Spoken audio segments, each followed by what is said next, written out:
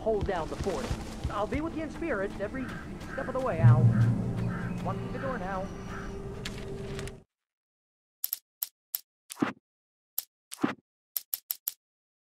Barry had never gotten along with Alice, but he knew Alan loved her with an almost frightening intensity.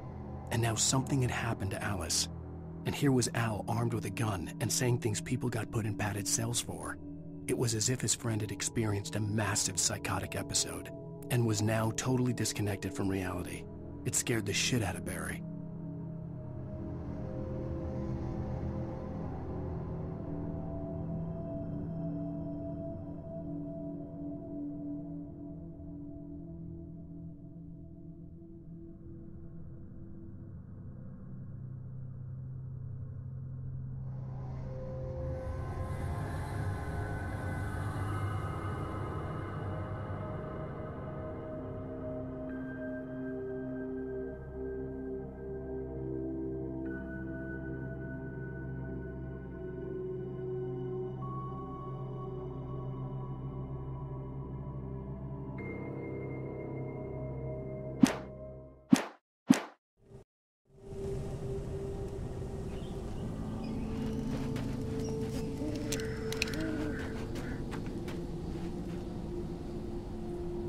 Barry had the keys to the car he rented. It wasn't a long walk to the visitor center, and it wouldn't be any use to me in the forest. I knew I should have gone to the cops. This wasn't the smartest thing I'd ever done, but I was still angry with Barry for trying to talk me out of it. These people had called me right in the sheriff's station. The cops wouldn't scare them, and they had Alice.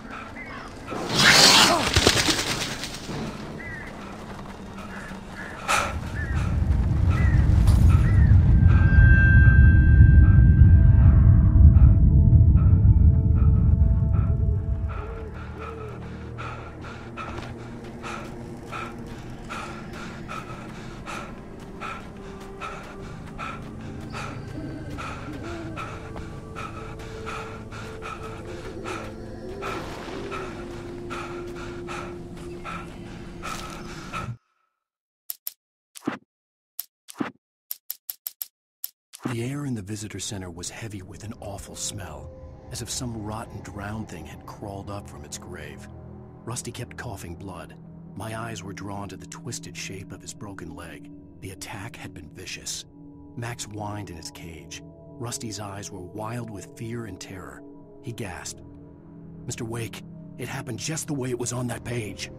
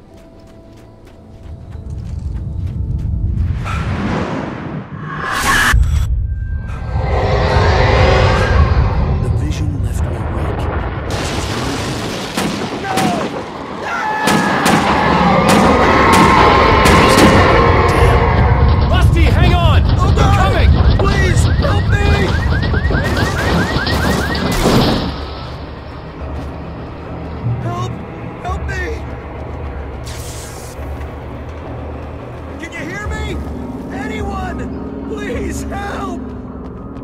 Help me!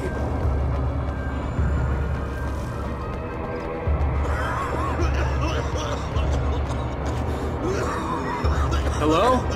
Back here! I'm back here! Hey! Please help me! Whatever did this couldn't be far.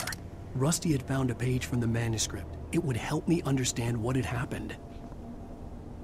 Shh. Good boy.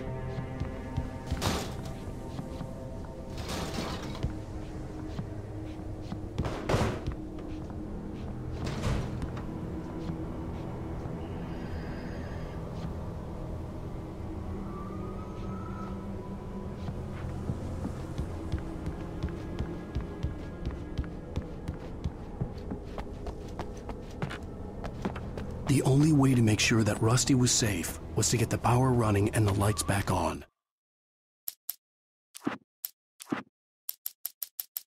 The visitor center was sturdy, but the impact turned the front of the building into splinters. Rusty was thrown across the lobby like a rag doll and hit the far wall hard. It didn't hurt until he tried to move and saw his leg bend the wrong way, felt the broken rib stabbing him on the inside. Rusty howled in pain and fear, suddenly afraid to die alone.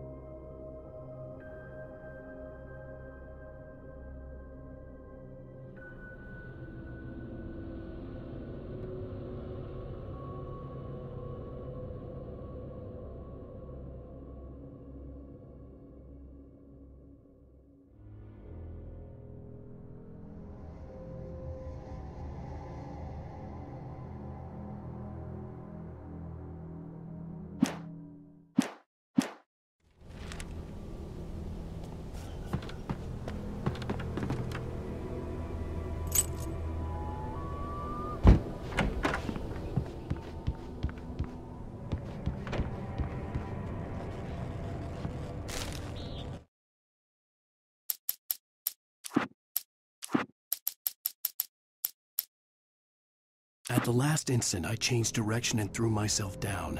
The axe splintered the trunk of a tree. I stumbled into the pool of bright light. My lungs burned. I was too exhausted to move. I tensed as I waited for the killing blow, but it never came. I raised my head. Nothing moved in the darkness beyond. For the moment, bathed in the cold light, I was safe.